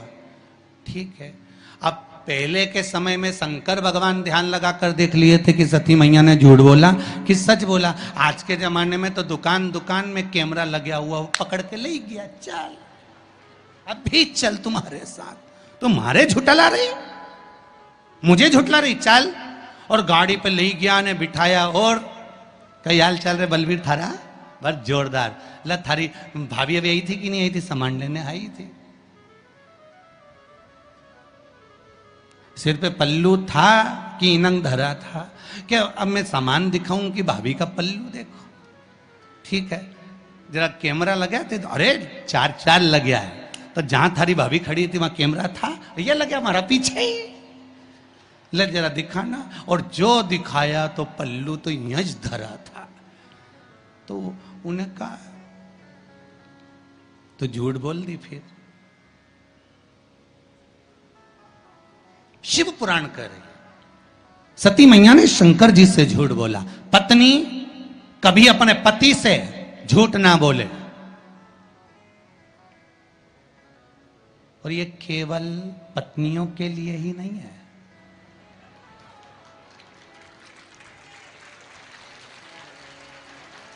कितनी खुश हुई रे तुम लोग, गजब। केवल ये पत्नियों के लिए नहीं, पतियों से भी निवेदन है झूठ ना बोले। पत्नी पति से, पति पत्नी से झूठ ना बोले। और एक निवेदन करूंगा मेरे घर की बेटियों से, क्योंकि आप मेरे घर की बेटी हो, भारत की भूमि पर जन्म ली हो, और भारत की भूमि पर जो बेटियां जन्म लेती हैं वो मेरे ही घर की बेटी कहलाती है। उनसे निवेदन करूंगा कि आप, मेरी बेटियों से निवेदन है, सबसे झूठ बोल लेना, पर जिस मां ने तुमको कोख में रखा और जिस पिता ने पूरी जिंदगी तुम्हारे ऊपर खर्च कर दी, कमा कर लगाने में, पढ़ाने में, उस माँ बाप से कभी झूठ मत बोलना, सत्य कह दो कि ये बात है।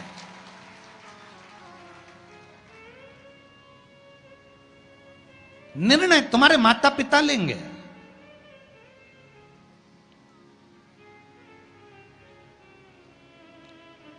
गणेश जी महाराज की शादी होना थी, घर में बड़े कौन थे? शंकर जी के, कार्तिक के। शादी किसकी हो रही है? गणेश जी की। प्रजापतियों की कन्या रिद्धि और सिद्धि।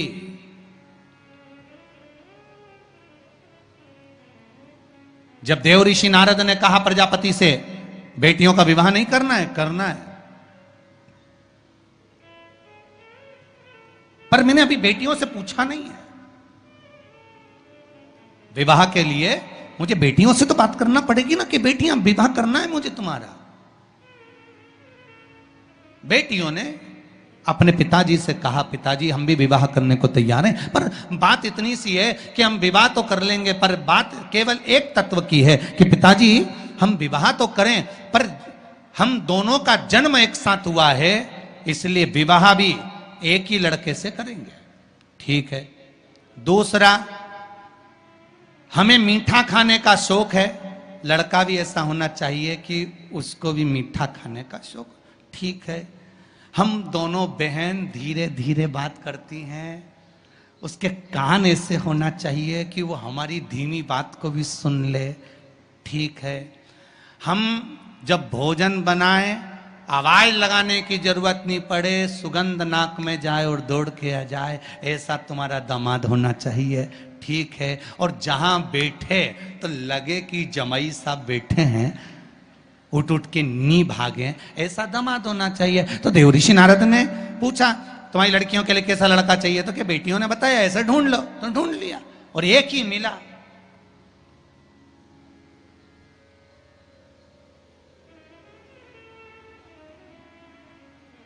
और वो दामाद भी कोई साधारण नहीं था।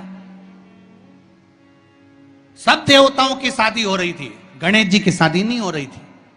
क्यों? क्योंकि इनको मुंह काय का लगा था? हाथी का। अब जब मुख हाथी का लगा हुआ है तो सबसे पहले प्रथम देवता गणेश जी महाराज थे और सबसे पहले ब्याह शादी में इन्हीं को बुलाते थे। पर दिक्कत एक ही थी कि इनकी नहीं हुई थी ना, तो ये सबका काम बिगाड़ देते थे। अब इनकी पूजन हो रही शादी में, जिनके यहां भी इनको बुलाते हैं वहां शादी में इनकी पूजन होती, और ये अपने चूहों उनको कह देते चूहे को कि चले जा, वो दूल्हे के कपड़े रखे ना पीछे से ही काटिया, और जितने दुल्हन के कपड़े धरे उनके भी कुतरिया, जब कुतर दे। और चूहे जाते और शादी में जो दूल्हा दुल्हन कपड़े पहनते सब कुतर देते हैं।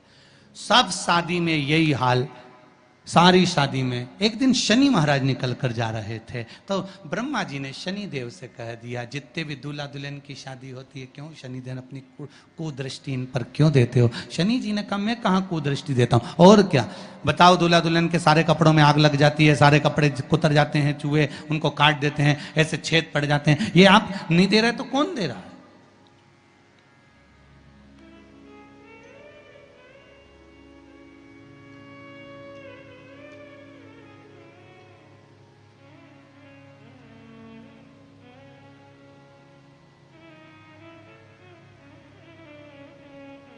अगर ये नहीं देंगे तो कौन देगा? शनि महाराज अच्छी बात नहीं है।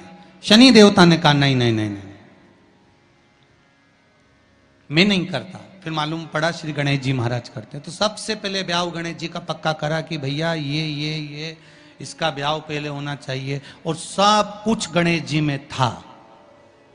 कान भी ऐसे थे बड़े बड़े कि सुनाई भी अच्छे से दे जाता, नाक भी ऐसी थी कि यहां बैठे वहां से सूंघ लेते, और दामाद भी ऐसा था कि एक बार बैठ गया तो 10 दिन उठता ही नहीं था।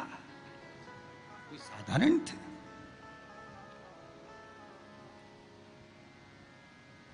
मेरा बेटियों से निवेदन है, पत्नी पति से झूठ ना बोले, पति पत्नी से झूठ ना बोले, बेटी अपने माता पिता से झूठ ना बोले। मेरा निवेदन है, शिष्य अपने गुरु से झूठ ना बोले, और भक्त भगवान से कभी झूठ ना बोले। यहां तक सीमित रखो, यहां तक सीमित, बहुत है। और झूठ बोलना एक जगह पर जरूर बोलना। कहां? यदि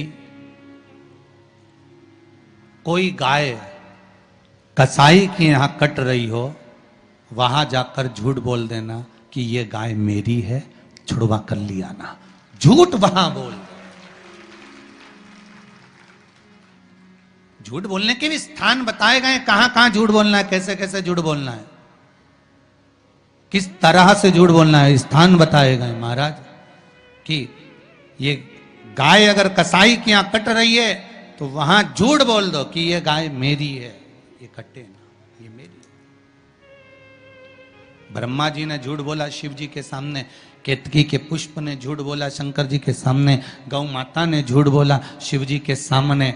महाराज अंत क्या हुआ? केतकी के पुष्प को श्राप लगा, सारे देवताओं पर चढ़ेगा पर शंकर पर नहीं। गाय को श्राप लगा, तेरा शरीर पूजा जाएगा पर मुख नहीं।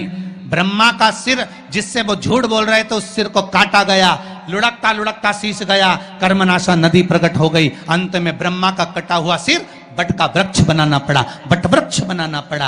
आखिर झूठ बोलने वाले मुख की गति बहुत बुरी हो जाती है। और पहले के समय में अदालत नहीं होती थी, पहले के समय में पंचायत नहीं होती थी, पहले के समय में एक काम होता था, गांव के लोग उसको ले जाते थे, शंकर जी के मंदिर में खड़ा कर देते थे और उठा गंगा जल और कह दे कि तूने ऐसा नहीं करा। मतलब शिव के मंदिर में झूठ बोलने वाला व्यक्ति अंत समय में पलंग पर तड़प तड़प कर मरता है, उसके शरीर की गतियां बेकार हो जाती, शरीर की गतियां भी। इसलिए